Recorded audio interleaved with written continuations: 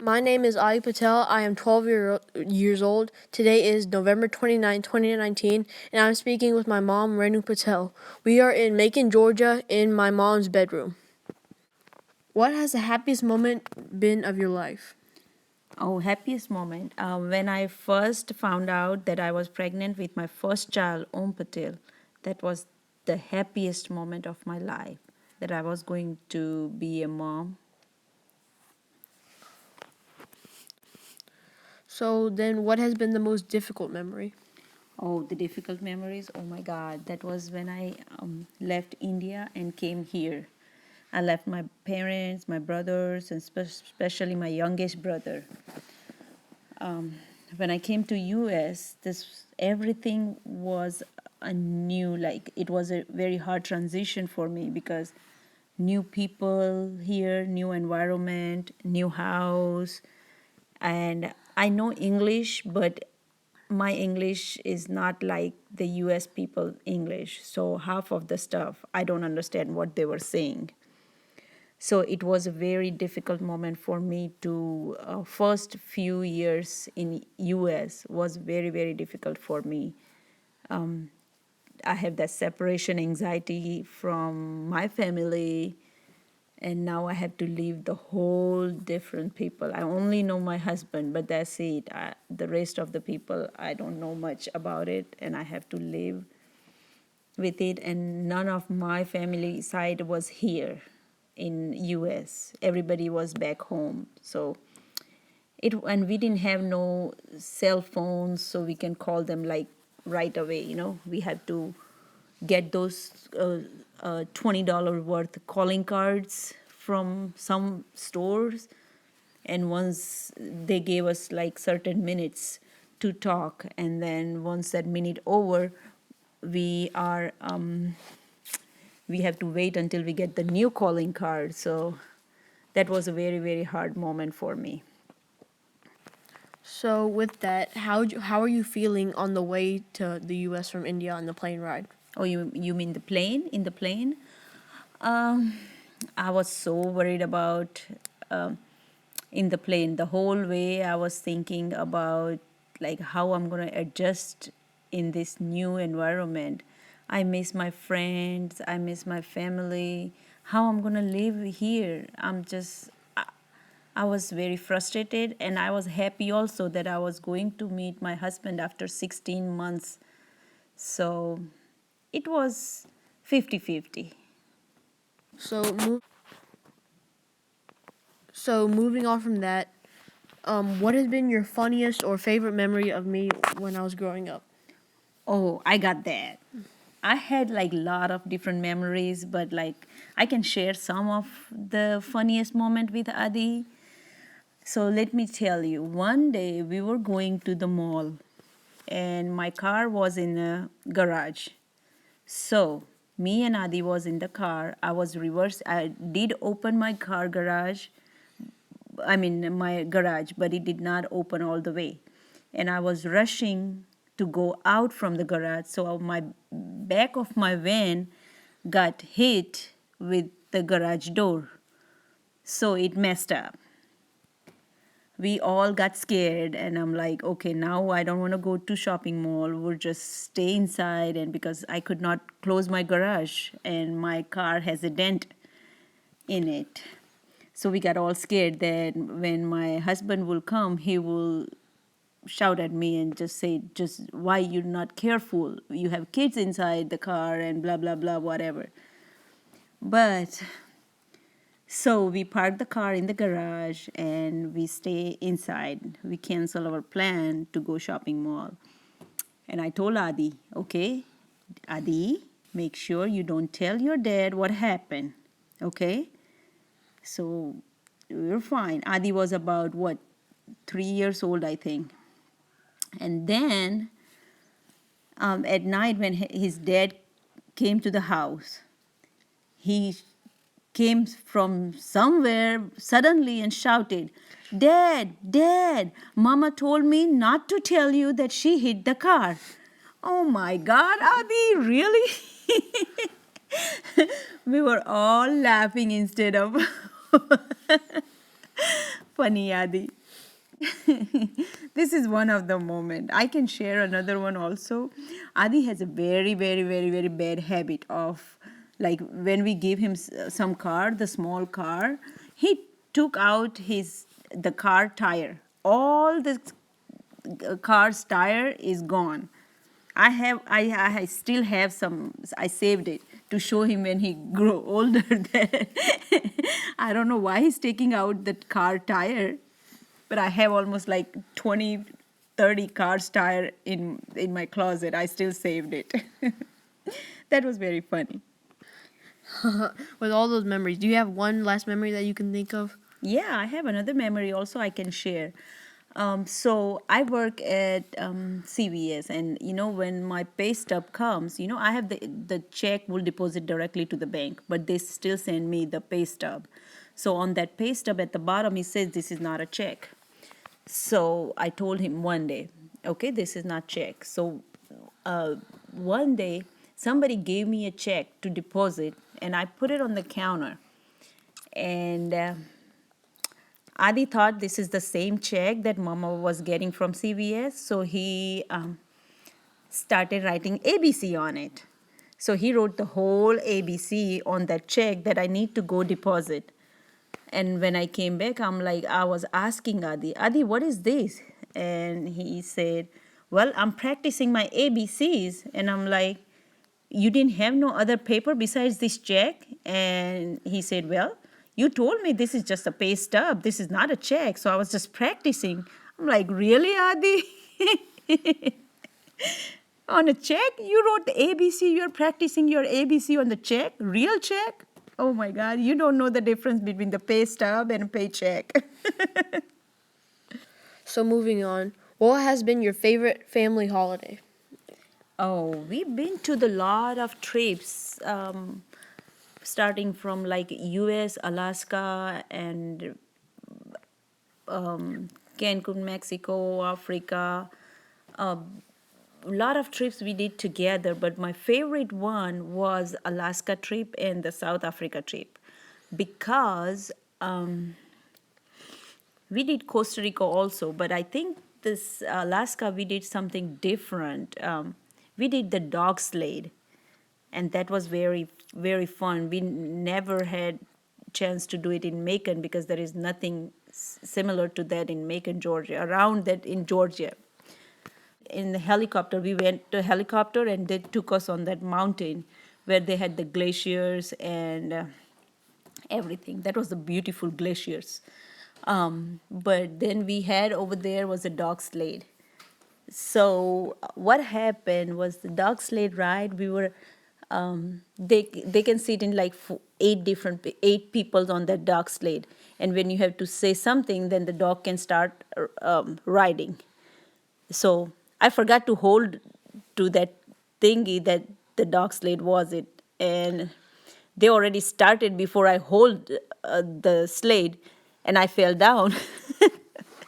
So everybody was laughing, including me. I was laughing too instead of crying. But it was so fun that it was all the way on the top. We went in a helicopter, look at that glaciers, and then the dog sled ride. That was amazing, beautiful glaciers with a different, like bluish, whitish ice glaciers. That was awesome. You also mentioned South Africa. What did you like about the South Africa trip? Oh, that's something different we did in South Africa also. So we were at that mountain over there in Cape Town, South Africa, and we were just walking around. And then the local people were doing the sailing. So we had a group of 28 people over there, and Adi was the scariest cat. He don't want to do anything like that. He said, "No, I'm scared. I'm not doing this." Then we forced him to do this parasailing. So they were like two people. They took two people at a time. So first, Adi and his brother went on parasailing, and then they gave him they were holding the camera also so they can record themselves while doing the parasailing, but it was very beautiful that you seems like you're flying in the air and all these houses and everything looks smaller, and it was a time for the sunset. So we saw the sunset while we were in the sky, like doing the parasailing. That was so beautiful memories we have. You were just talking about my trip. How did your trip down go on parasailing? Oh, okay. Well, see, they took two of you first down. So I was worried about, like, oh my God, they're gonna go down by themselves. How they're gonna? What happened when they go down? There was nobody, that we know is gonna be down. So I told that guy, like, hurry up and send me first because my kids are down waiting for me. So then they took me, and it was a very beautiful scenario. You can see there was an ocean and the sunset, and feels like you're flying like a bird. That was so beautiful memory. I was so glad that we did that parasailing. That's the first time probably I did it first in India also, but this is my second time doing it. But this was amazing. So, tell me about your brothers. Okay, I had only two brothers. I didn't have a sister.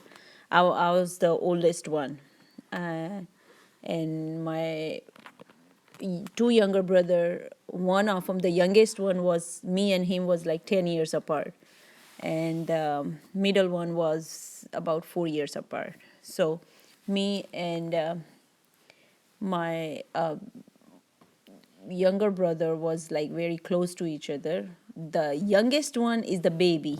We have to, I have to baby him a lot because he doesn't do his homework. He doesn't put his stuff where it's needed.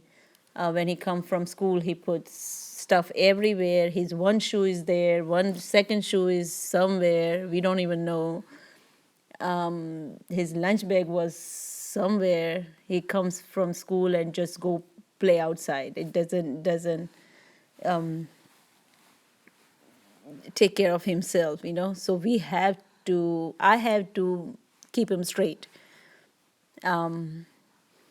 And my two brothers, they fight a lot. They were like, we always get a complaint from everybody that they're messing with them. Always somebody was like crying and come to complain to my mom and say, your child did something to him, or your child did something to him. My mom got so frustrated every time, and she said, just do whatever you need to do. I'm okay with whatever you do with him, because she tired of lots of complaints with them. So, and they both fight also a lot, and I was the third wheel of their fight and make them calm every time. But they were nicest brother. I can say that they were very, very, very nice to me, and they listened to me what I said. You know, So, did you ever have to fight with them? no, they did not fight with me. I always be the middle person to make them calm. When they fight, I was the only person they listened to. So no, I'd never been to fight with them. But my youngest brother, he was the naughtiest brother ever. Okay, moving on. When you were younger, what did you think you were going to be? Okay, so when I was very, very young, I saw all my teachers, they were teaching me, so I feel like I need to be a teacher. So when I was very, very young, I was thinking to be a teacher. My dad was asking me, like, what do you want to be? And I'm like, okay, I would like to be a teacher. But like what I was doing, that I gather all my neighborhood kids and just tell them to come to my house. And my dad brought me a blackboard and chalk at that time, about what, 30 years ago? Yeah, about 25, 30 years ago. So he brought me a blackboard and a chalk, and I dressed up as a teacher. I get my ruler, So if kids don't listen, I pretend that I'm a teacher so I can punish them. In back home in India, our teacher has a right to hit us if we don't know any questions or answers. So they always have a ruler with them. So I was just pretending that I'm a strict teacher and I will punish kids so they know their tables or either addition, subtraction, multiplications, and all that. And I teach them all this ABCs and everything. If for younger kids, I teach them ABCs. For older kids, I help them doing their homeworks. I was helping my brothers also for his homework all the time. My youngest brother, my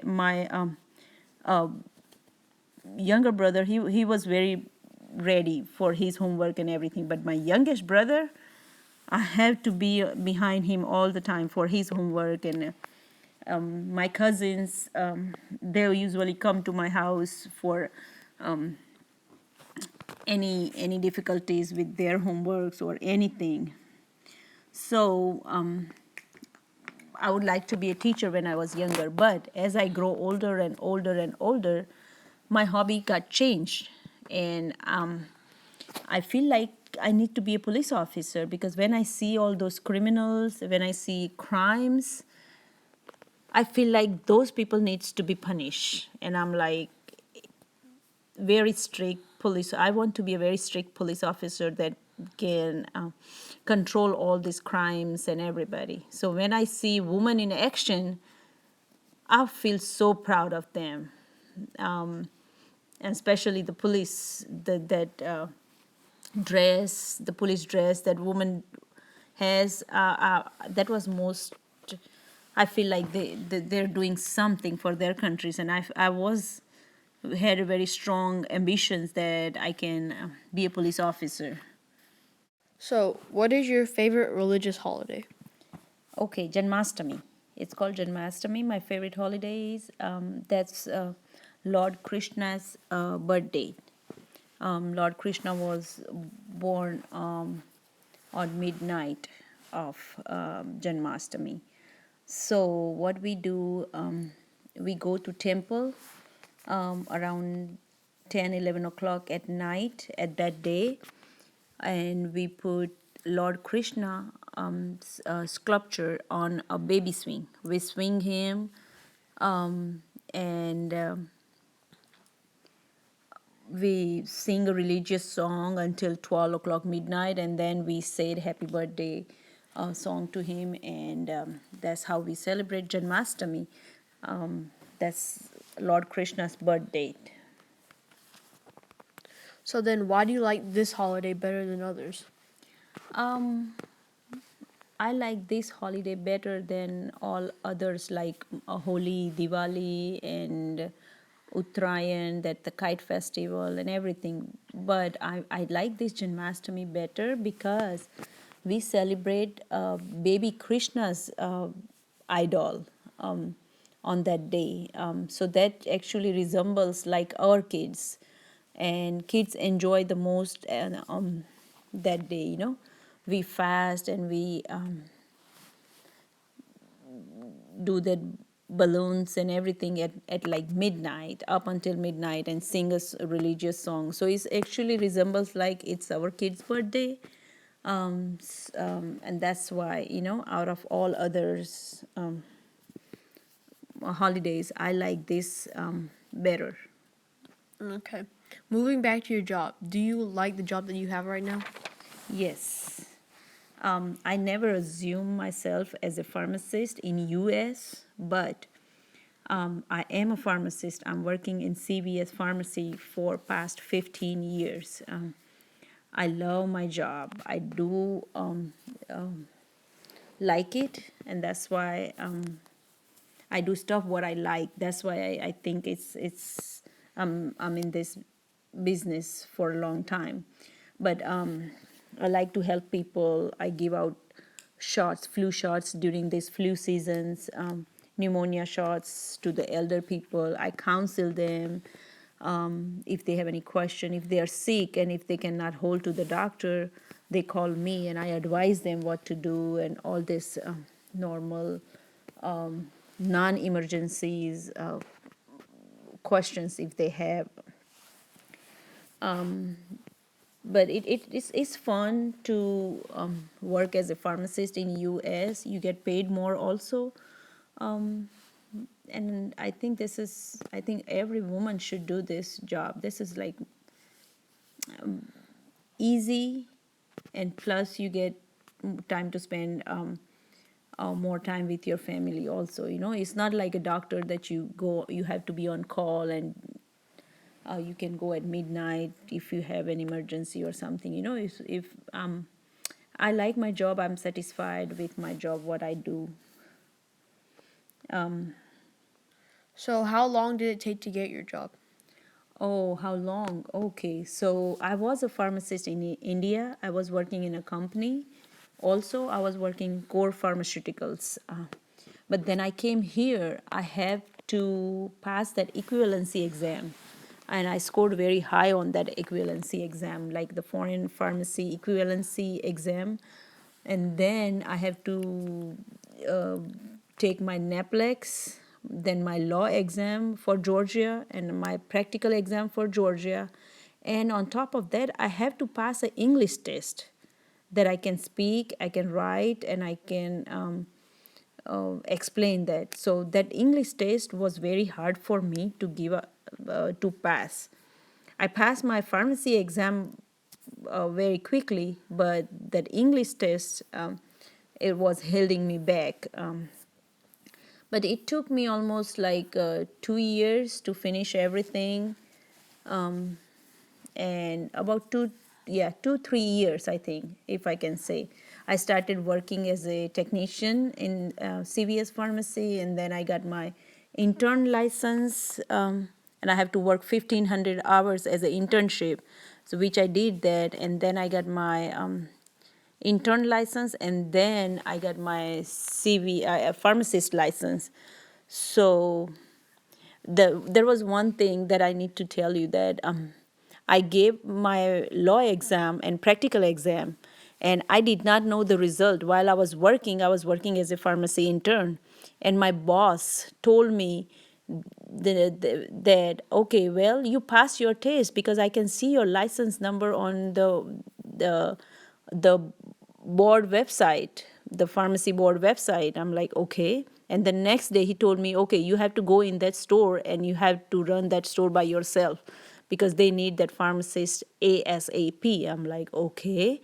I was not comfortable at first because the very next day after I got my license, I have to work by myself. But since I was working as a pharmacy technician and then pharmacy intern for a long time, I was not full confident, but I still did it. And I'm still here. It's 15 years. I'm still with CVS, working as a pharmacist.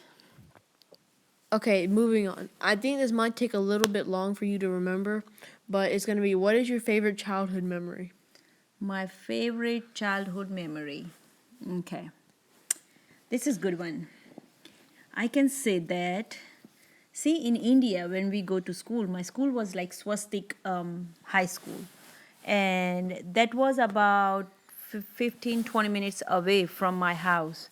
So we didn't have car at that time to go to school. So either we go walk or we use the bike, that the pedal bike that we go around. So what we would do, my dad was like, he cannot afford two bike at that time, about 25 years ago. Now he can, but at that time he could not afford that. So we had only one bicycle. So what we were doing, that me and my brother, we were going to the same school. So we used bike, and I was on the seat, front seat, and steering the bike. My brother on the back seat, he was pedaling the bike. That was the awesome memory that we have, because we always go together everywhere we go, because we had only one bike and nobody wants to go walking anywhere we go. So and so my brother, I remember that I was in just started like 8th grade, and he was in 5th grade. So he was too short to ride the bike. That's why we have to do double decker bike every time. No matter if it's rain or cold or hot summer days, we have to go double decker bike every time we go. And I think I like that because that's kind of like a physical exercise also. So when we come home from school, we were so tired to doing this two people bike. So my mom doesn't have to force us to eat. We just come home hungry people all the time. Like, okay, we are extremely tired and hungry. So, but that was very nice. I think in here, government should do this, that every kid has to ride on a bike and they have to make a safe trip, a safe track for the bike rider also. But that was fun. That was fun. We didn't have no money, but we were very close. All the people are very like close to each other, and it was fun. So, do you have any other memories? Yes, I could share one more incident also. Uh, so I was a very sincere child at school. I do my homework on time. I never had tardy, or I I never had to go to the principal's office or nothing. I was like very sincere, top three students in my class. So one day, um, see, we were having a religious day one day. So we have to do that religious puja in the morning before we go to school. It's some rituals that we have to do before we go to school. 8 o'clock in the morning. Before that, we have to do that ritual. So one day, I was little late to school instead of my normal time because of my rituals. And my sir, Mr. J.P. Patel, he was a very strict teacher. He had no mercy. He's just very strict teacher. So what he told me, that I was fasting that day also. Like I could not eat no of real food. I can eat only like fruits and milk and ice cream. That's it. Or either if I want, I can eat nuts, but that's it. That's all I can eat. The whole like 5 day thing, I can eat that. So I was fasting. I did my rituals, and I came to school little late. It was not even too late. It was probably like 5 or 10 minutes late to school. This is my first time in ever life that happened. So when I came to school, he told me that I have to run 10 laps in my playground with my book bag on, that 10-pound book bag on, and I have to run. I started crying. I'm like, I'm sorry, I cannot do that. I explained him this is what the situation. It's not like that my alarm didn't go off, or I, uh, I was running late or nothing, but I was just doing these rituals. That's why I came late. It was only like 10 minutes. He refused to listen that story. He said, no, I'm not listening to any stories. You have to run 10 laps around the playground with your book bag on. So I was started crying. I said, no, I'm not going to do anything like that. And I said, I'm going to go home, get my dad, and come right back, because I'm not going to do the laps around the playground. So I went home, explained the situation to my dad, and came back. And then my dad scolded the principal. And he said, do you know that little girl has how much difficulty come to school on time every day, and you were scolding him because she was doing this rituals, and that's why she came late. She never late on to school days. So, and then my teacher said, okay, then you don't have to do this 10 laps around playground, and Then he let me go. So that was the story. Okay, so moving on. Next question is how did your family come to the US? Okay, so first I came to US, but my husband, he came to India to get married. So I got married to him, and then he has to apply this immigration process so he can uh, uh, do all this paperwork for immigration, and so I can come to US. It was a very long process because I have to wait 16 months to come to US. So he did applied after we got married. He came to US and applied to the immigration process for all this uh, US Department of Immigration, I guess. That's what we called. So he filled out all this paperwork and everything, and then they sent letter to me in India that come for an interview to the U.S. Embassy, which is located in Bombay.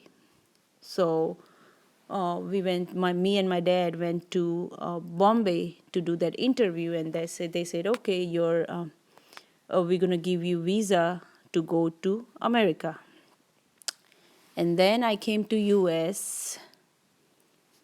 And then at that time I got my green card, because the first when you come they gave you the green card for temporary green card. We have to stay together, for me and my husband has to stay together for a year, and they call again for us. They call again for an interview, that immigration people, that if you are still living together, we can still give you the green card for 5 more years. And we said yes. So he we went there, and they interviewed us, and everything went well, and they gave me green card for 5 more years. So after 5 more years I have to apply for this US citizenship. I have to prepare those questions and answers. I have to write one sentence in front of the immigration officer, and he asked me certain questions like what are the flag colors and how many stars in there and all those questions. So I had a booklet, so I was studying on that. So it was quite easy for me. And then I passed the interview, and then they said I have to wait for an auth. So I think I waited like up until 1 o'clock that afternoon and finished my auth. Oath. Oh, sorry, oath. Sorry, miss, my pronunciation was wrong, but okay. So I did that, and I think I became the U.S. citizen finally. And then we have to apply for my family. I can apply for my family members, my mom and my dad, to come to U.S. But it's a quite long process, and my brother was under. I think under 21, so I can apply for him. So I can apply for my youngest brother, but the middle brother, I could not apply for him because he was over age. So I applied for my parents to come to US. It was a quite long process, but finally they came in, and once they become citizen, they applied for their child, so which is my other brother. But finally, all my brothers and my family, my mom and dad, finally all of them, they came here, and they become the U.S. citizen here, and my brother is a doctor, my youngest brother is a dentist, I'm a pharmacist. So we are like well-educated people in U.S., and I'm proud of that. So now moving on. The last question. Who are the most important people in your life? Most important people. I have quite few important people in my life, but the most important person in my life is my mom, because She's my mom, she's my mentor, she's my teacher, she's my friend, best friend, who I can talk everything, and she's my everything. She influenced me to become who I am today. She was a little streak, but that made me even more stronger. If it wasn't for her, I wouldn't be here with my education. She raised all my brothers and me to become an independent, strong leader. So every time I feel down, I call her to give me advice to stay positive. She always gave me right advice. She always stay positive, and she always says that think positive to become a wonderful person. She's very kind, and I love my mom. Okay, thank you for interviewing me. I'm signing out. My name is Adi Patel, and my mom's name is Renu Patel.